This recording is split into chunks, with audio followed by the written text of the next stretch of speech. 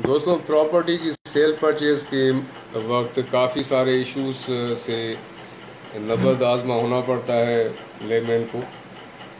तो इसी तरह का एक केस है। एक क्लाइंट है मेरे, उन्होंने अपना एक अपार्टमेंट सेल किया। उनका बेसिक मकसद ये था कि आजकल कोरोना सिचुएशन की वजह से फाइनेंशियल प्रॉब्लम थी, तो वो उनका जो फ्लैट है, अपार्टमेंट है, काफ़ी बड़ा है, तो उनके इस्तेमाल से ज़्यादा है। तो उनका प्लान ये था कि ये बड़ा अपार्टमेंट सेल करके उससे जो पैसे मिले उससे थोड़ा छोटा अपार्टमेंट, थोड़ा सस्ता अपार्टमेंट ले लेंगे और बाकी जो पैसे बच जाएंगे वो अपने इस्तेमाल में लाएंगे।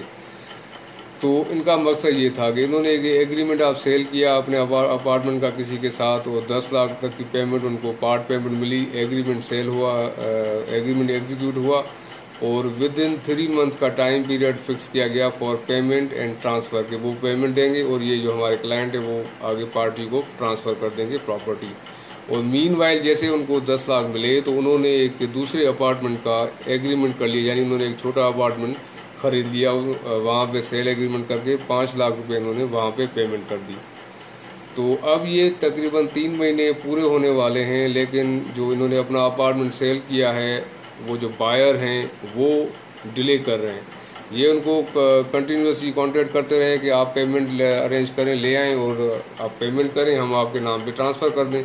सब रजिस्ट्रार ऑफिस चलते हैं, वहीं पे आप पेमेंट कीजिए और आपके नाम ट्रांसफ़र कर दें। लेकिन वो डिले कर रहे हैं अगली पार्टी। और थोड़ी जब इन्होंने तहकीक की तो पता चला कि इन्होंने जिनके साथ सेल एग्रीमेंट किया है बेसिकली वो एक ब्रोकर है, यानी रियल इस्टेट ब्रोकर हैं।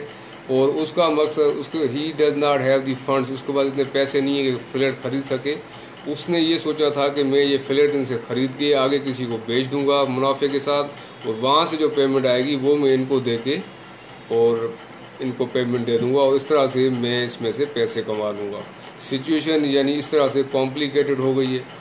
अब जो हमारे क्लाइंट है उन्होंने अपना अपार्टमेंट बेचा, उससे जो पैसे मिले उन्होंने दूसरे अपार्टमेंट का एग्रीमेंट कर लिया। अब इन पे 2 प्रेशर्स हैं। एक तो इनका अपना अपार्टमेंट जो सेल किया है उसकी सेल प्रोसीड्स यानी उसकी जो रकम है वो आनी बाकी है, वो फंसी हुई है।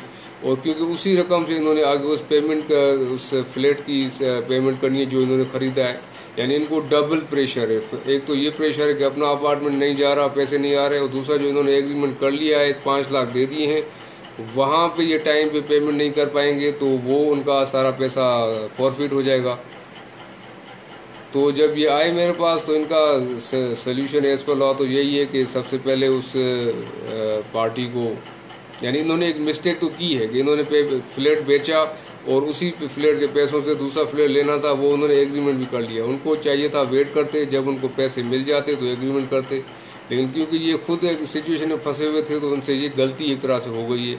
और गलती फिर दूसरी ये कि उन्होंने एक ब्रोकर के साथ एग्रीमेंट कर लिया है जो खुद, यानी उसके पास पैसे नहीं है, वो खुद किसी और को बेच के इनको पैसे देगा। तो this is a very complicated situation. अब ये इसमें ये कि उस रियल इस्टेट ब्रोकर को हमने लीगल नोटिस भेज दिया है कि आप ये टाइमली पेमेंट करें, अदरवाइज़ आपके जो 10 लाख हैं वो अपने फॉरफिट ही समझें। क्योंकि अब वो जब 3 महीने का टाइम पीरियड एज पर एग्रीमेंट पूरा हो जाएगा तो आप डिफ़ॉल्टर हो जाओगे और डिफ़ॉल्ट की सूरत में आपकी रकम जब्त हो जाएगी।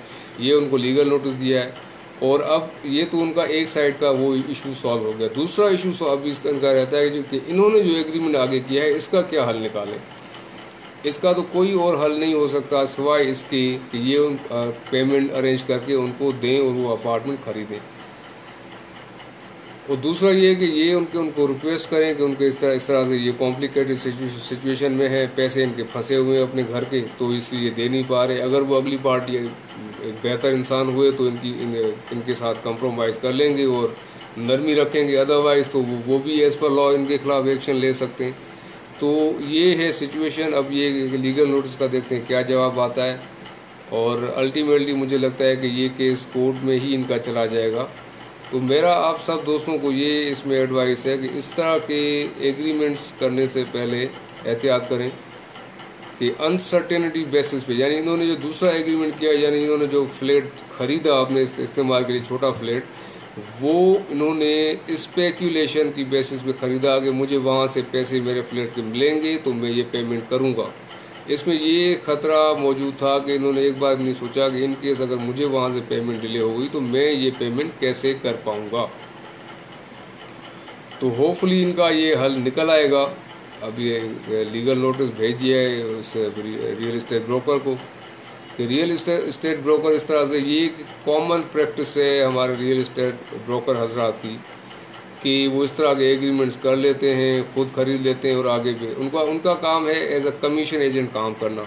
वो दो पार्टीज़ का एग्रीमेंट कराएं और उसमें से अपना 1% या 2% कमीशन जो भी उनका एग्रीड है वो लें, जो उनका काम है। जो ब्रोकर इस तरह करते हैं ना कि मैं ये प्रॉपर्टी ख़रीद के इसको आगे बेचूंगा और वहाँ से जो पैसे आएंगे ये इसके पहले ओनर को दूंगा, इससे लोगों के साथ प्रॉब्लम होती है। तो जब भी कोई आप सेल एग्रीमेंट करें ऐसे मामला में, तो ये आप तसल्ली कर लें कि जो अगली पार्टी है वो आया इस पोजीशन में है कि वो पेमेंट कर पाएंगे, या अगर कहीं भी खदशा हो कि ये जैसे ये रियल इस्टेट ब्रोकर वाली कहानी का कोई सीन है तो उसको अवॉइड करें।